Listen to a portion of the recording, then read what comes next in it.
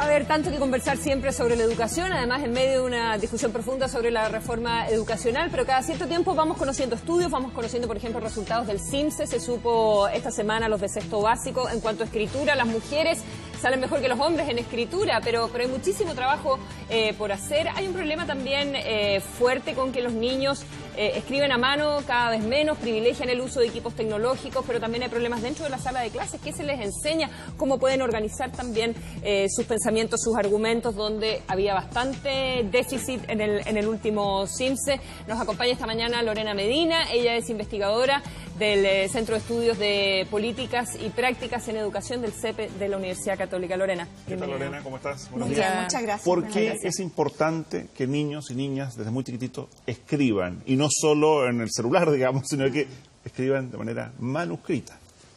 Bueno, primero porque es una de las formas más tradicionales, ¿cierto?, de comunicación en nuestra cultura, la más antigua, y porque está a la base de muchas otras comunicaciones que se hacen a través de aparatos tecnológicos. Es decir, si uno piensa el tipo de texto que uno encuentra en un computador, en una web, en el diario, es decir, en impreso, la mayor parte de eso se compone de una gran cantidad de texto que es de lenguaje verbal. Ya, pero en la práctica de niños y niñas hoy día están escribiendo cada vez menos. Uno mismo, ¿no? Bueno, uno escribe, lo que pasa es que escribe en distintos soportes, sí, que es distinto. Yo creo que también hay que acostumbrarse a la idea de que hoy día escribir es una actividad, y esa actividad tú la puedes hacer en papel, en un soporte digital, en un computador, en un tablet, en un teléfono.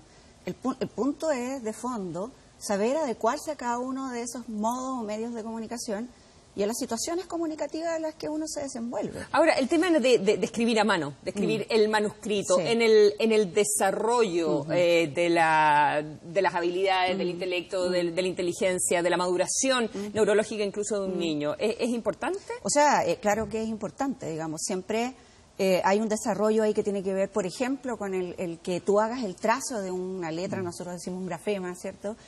También te da un proceso de recordación, de memoria, que hace que tú puedas recordar mejor esa letra. Los estudios que se presentaron, o sea, se han presentado, por ejemplo, en prensa durante este fin de semana, muestran mucho de desarrollo de memoria, por ejemplo, sobre las gráficas, que es un componente muy importante para el desarrollo de la alfabetización inicial, sobre todo en temas de destreza que tienen que ver con decodificación, no necesariamente con comprensión, ¿te fijas? Pero también uno tendría que pensar que si bien a lo mejor escribir menos a mano y escribir también en otros soportes, no desarrolla también otro tipo de habilidades. Es decir, ¿por qué no verlo por el lado del enriquecimiento de las formas de comunicación? Ya, pero desde ese punto de vista, hoy día, pensando en niños y adolescentes en general, que están usando las nuevas tecnologías, que escriben en el computador, en el tablet, en el celular, y han dejado la escritura a mano, ¿eso les puede generar algún problema a futuro?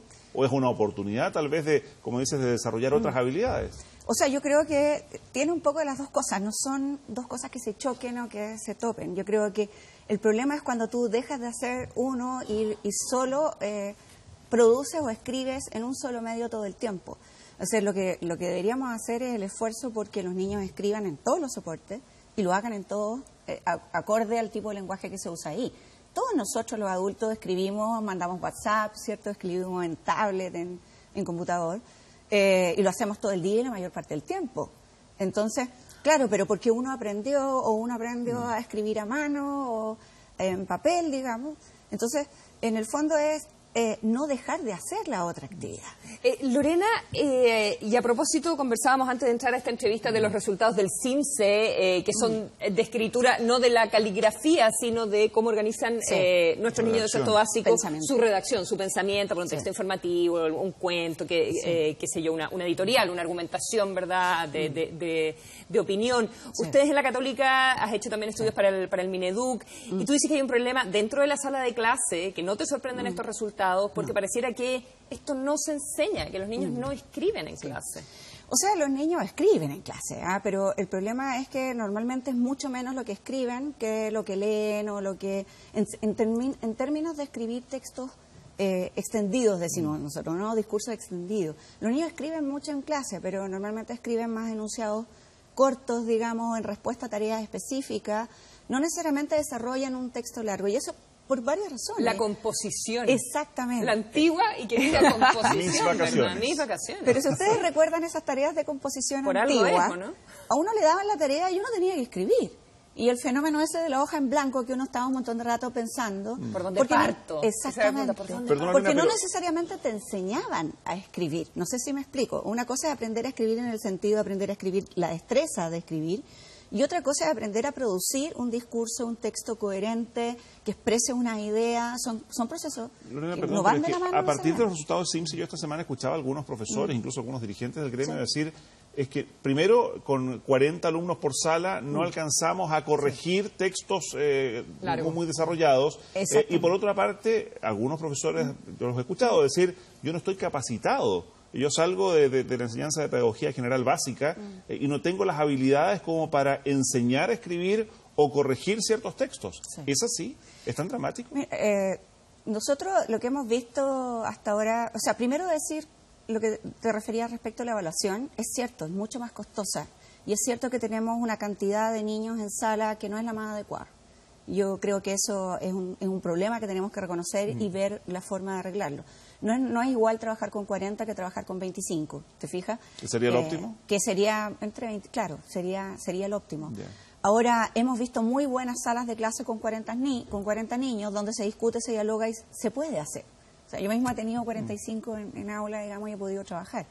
Pero es muy demandante, es muy agotador y es cierto que la revisión de un escrito demanda mucho más trabajo que la revisión de otro tipo de tareas que son menos extensas. Requiere de la elaboración de material de evaluación, tipo rúbrica, por ejemplo, que es más costoso también y no es tan fácil de hacer.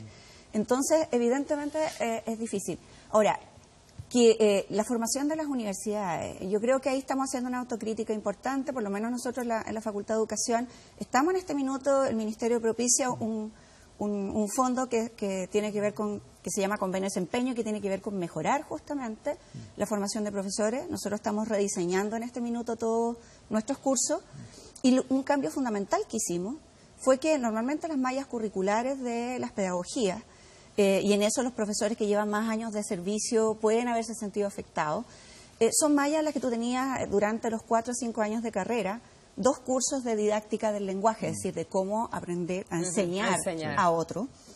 Y en esos 2 cursos tú tenías que aprender a enseñar literatura, escritura, lectura. Es muy poco, son 2 semestres de 4 años.